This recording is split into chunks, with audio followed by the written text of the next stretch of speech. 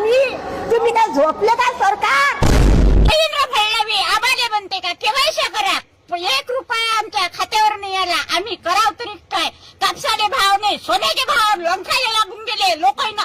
देवेंद्र फडणवीसनं सारे चोर जमा केले मंदिराईनं.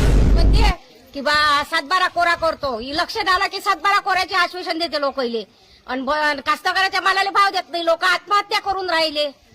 माजी राज्यमंत्री प्रहार प्रमुख बच्चू कडू यांनी शेतकऱ्यांचा 7-12 कोरा करण्यासाठी सरकारच्या विरोधात विविध प्रकारे आंदोलन केलं.